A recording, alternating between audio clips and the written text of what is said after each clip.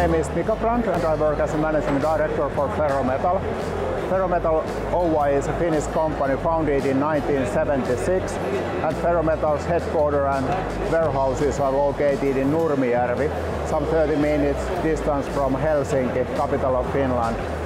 Here in Latvia, Ferrometal has subsidiary taking care of our Latvian customers, daily business and orders and such kind of things, and taking care of all the services we offer for local customers in this area.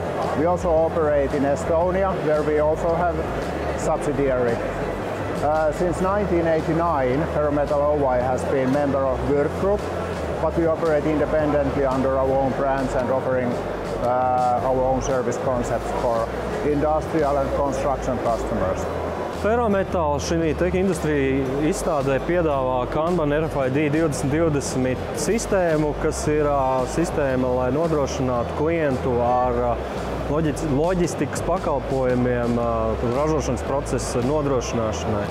Tā kā mūsu galvenais produkts ir skrūves un stiprinājumi, klientiem mēs piegādājam Kanban piegādes ar stiprinājumiem, un šī sistēma ir uztaisīta tā, lai klienti iesaisti būtu pēc iespējas mazāk.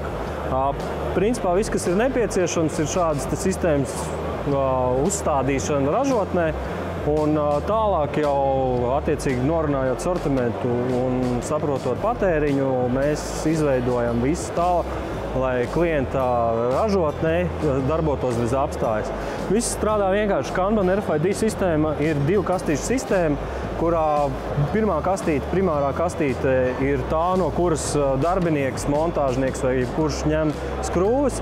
Tiklīdz viņas beidzās, tad darbinieks ņem tukšo kastīti un novieto šādas virsmas uz zemes, šādā līmenī izmantot kā galdu, lai novietot augšā.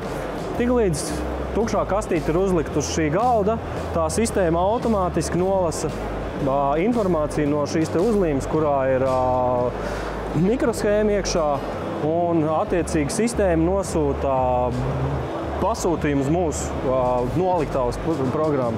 Noliktavā klientam tiek sagatavots pasūtījums un nosūtīts, un klients saņem jaunu šādu pilnu kastīti.